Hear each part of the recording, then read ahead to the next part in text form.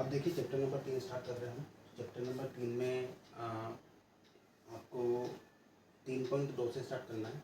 3.2 में जो question first दिया हुआ है उसमें आपको 3 कंडीशन पूछी हुई है कि रेखाएँ प्रतिच्छेदी होगी, समांतर होगी या फिर समपाती होगी। इसके लिए क्या करते हैं अपन, सबसे पहले समझ लेते हैं कि प्रतिच्छेदी की कंडीशन क्या होती है, समपाती की कंडीशन क्या होती है, समांतर की कंडीशन क्या होती है। ठीक है, तो सबसे पहले लेते हैं अपन प्रतिच्छेदी। तो इसमें क्या होगा कि दो मानक रेखाएं मैं मान लेता हूँ, दो मानक रेखाएं जो दो चर पदों की है, दो चर पदों में। इसका मैंने मान लिया पहला a1x b1y प्लस c1 बराबर 0। तो नहीं होता क्योंकि बहुत समीकरण होती है तो 0 हो जाएगा बराबर में। ठीक है, उसके बाद में दूसरी समीकरण दी हुई है a2x plus b2y plus c2 बराबर 0। ये दोनों मैंने मानक समीकरण मान ली कि आपकी दो चरों में रैखिक समीकरण है, मानक रूप है इसका ये। ठीक है, तो समीकरण एक जो थी उसमें आपके a1 b1 और c1 लिखा मैंने, समीकरण नंबर 2 में a2 b2 और c2 लिखा। ठीक है, तो ये ध्यान रखना, पहली समीकरण से आपको a1 b1 c1 के मान मिलेंगे, दूसरे समीकरण से a2 b2 और c2 के मान मिलेंगे आपको। अब ये a1 b1 c1 a2 b2 c2 की टोटल 3 कंडीशन होती है। पहली कंडीशन कि अगर a1 बटे a2 का जो मान है वो बराबर नहीं आता है b1 अपॉन b2 के, तो इसका आंसर होगा कि रेखाएं क्या होगी, एक दूसरे को प्रतिच्छेद करेगी। और रेखाएं प्रतिच्छेद करेगी तो इसका एक अद्वितीय हल होगा। ठीक है, क्या होगा, एक अद्वितीय हल होगा। ठीक है, तो ये चीज़ दो चीज़ ध्यान रखना। पहली कंडीशन क्या होगी कि a1 upon a2 not equal to b1 upon b2 होगा, तो रेखाएं क्या होगी, प्रतिच्छेद करेगी और इसका अद्वितीय हल होगा। दूसरी कंडीशन में अगर a1 अपॉन a2 बराबर b1 अपॉन b2 और ये बराबर है c1 अपॉन c2 की, ये मान यहाँ से निकलेंगे अपने a1 b1 c1 a2 b2 c2 के। ठीक है, तो अगर तीनों कंडीशन बराबर आ जाती है, तीनों वैल्यू बराबर आ जाती है, तो इसका क्या होगा, इसके अनंत हल होंगे। अनंत हल होंगे तो रेखाएं कैसे हो जाएगी, समांतर। रेखाएं क्या होगी, समांतर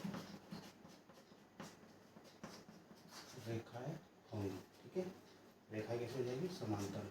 और रेखाएं समांतर होगी तो ये क्या हो जाएंगे, अनंत हल होंगे। ठीक है, अनंत हल होंगे।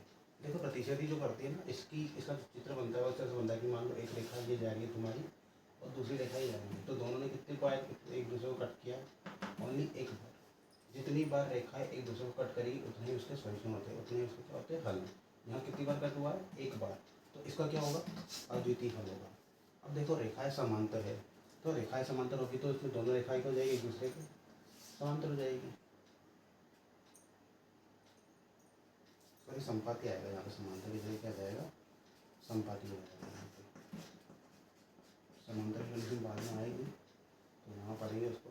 संपाती में क्या होता है कि रेखा एक के ऊपर एक आ जाती है, इसी की रेखा दी हुई है आपको, इसमें आपकी एक और रेखा इसी के ऊपर आ जाएगी। ठीक है, इसी के ऊपर एक रेखा और आ जाएगी, तो इस ये रेखा दूसरी रेखा को हर एक पॉइंट पर टच करेगी, यानी कि इसके जो हल होंगे वो हर बार अलग अलग आएंगे और अलग अलग सोल्यूशन होंगे इसके। ठीक है, इसलिए बोलेंगे इसके अनंत हल होंगे, क्योंकि रेखा एक के ऊपर एक है, तो रेखा जितनी बार एक दूसरे को टच करती है उतने उसके हल होते हैं।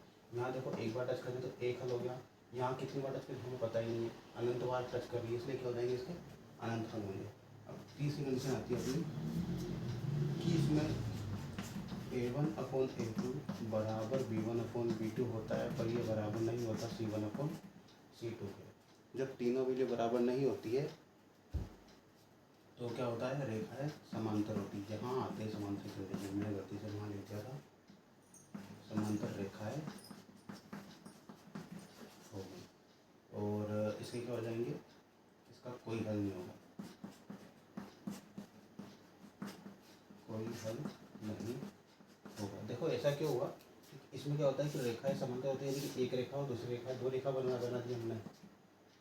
तो इनको देखो कि एक जब आगे बढ़ाओ दोनों रेखाओं को, तो जब रेखाएं समांतर है तो कभी आगे जाके मिलेगी क्या, नहीं मिलेगी, और जब पीछे खींचेंगे इसको तो वो भी नहीं मिलेगी, यानी कि दोनों रेखाएं क्या है, ये समांतर है। ये जिनको इनको आगे बढ़ाने पर भी किसी भी पॉइंट पे ये एक दूसरे को टच नहीं करेगी और पीछे बढ़ाने पे भी किसी भी बिंदु पर एक दूसरे को टच नहीं करेगी। तो जब रेखा एक दूसरे को टच नहीं करेगी तो उनका आंसर ही नहीं आ पाएगा, उनका कोई सोल्यूशन ही नहीं होगा, उनका कोई हल ही नहीं होगा। तो इनका कोई हल ही नहीं होगा तो इसके रेखा क्या हो जाएगी, समांतर हो जाएगी अपनी, ठीक है। रेखा अगर समांतर होती है तो उनका कोई हल नहीं होता। और कंडीशन क्या होती है कि A1/A2 बराबर B1/B2 और ये बराबर नहीं है C1/C2 के तीसरी कंडीशन हो जाएगी, ठीक है। तो ये 3 कंडीशन के आधार पे हमारे सवाल आते हैं। अब इन 3 कंडीशन का एक यूज़ करके हम एक चीज़ और निकाल सकते हैं। बस इतना सा ध्यान रखना कि जिसके हल हमें प्राप्त हो रहे हैं वो संगत होगा और जिसके हल हमें प्राप्त नहीं होते वो क्या हो जाएगा, असंगत। 2 चीज़ें आती है, जैसे कि यहाँ देखो इसमें अद्वितीय हल आ रहा है, यानी कि इसका एक हल आ रहा है तुम्हारा, इसका आंसर आएगा, तो ये क्या हो जाएगा, संगत, ठीक। अब देखो यहाँ पे भी क्या हो रहा है, अनंत हल है, वो चाहे अनंत हो चाहे एक हो पर हल तो है ना, तो हल है तो ये भी क्या हो जाएगा, संगत। जिसके हल है वो संगत और जिसके हल नहीं होंगे वो असंगत। अब बताओ इसके कोई हल है क्या, इसके कोई हल नहीं है, तो ये क्या हो जाएगी, असंगत, ठीक है। तो ये तुम्हारा एक क्वेश्चन और ये बन जाता है एग्जाम में कि आपको 2 समीकरण दी होगी और पूछेगा कि कौन सी संगत है और कौन सी असंगत है।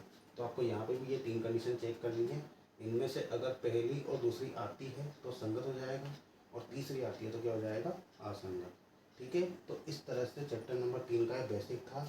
इसके अलावा विलोपन विधि और प्रतिस्थापन विधि भी आएगी, वो हम 3.2 और 3.3 और 3.4 में कवर कर देंगे उसको, ठीक है। 3.2 का तो ये बेसिक था तुम्हारा, तो 3.2 के क्वेश्चन अपने स्टार्ट करेंगे नेक्स्ट वीडियो से, ठीक है। तो ये बेसिक चीज़ थी, आपको समझ लेना चाहिए इसको, और ज़्यादा टफ भी नहीं है, सिंपल है, ठीक है। 3 कंडीशन का आपको याद करनी है, प्रतिच्छेदी की, संपाती की और समांतर की, और इसके ऑब्जेक्टिव भी एग्जाम में पूछे जाते हैं, ठीक है। आपको 2 समीकरण दे देगा, बोलेगा कि ये कंडीशन है तो बता इसका क्या आंसर आएगा, आपको बताना रहेगा। अगर ये वाली कंडीशन होगी तो प्रतिच्छेदी करेगी, ये वाली होगी तो संपाती होगी, ये वाली होगी तो समांतर होगी। इस तरह से ऑब्जेक्टिव बना देता है ये, तो एग्जाम में भी ऑब्जेक्टिव के फॉर्म में इसके क्वेश्चन बनते हैं, ठीक है। तो ध्यान रखना इस चीज़ का।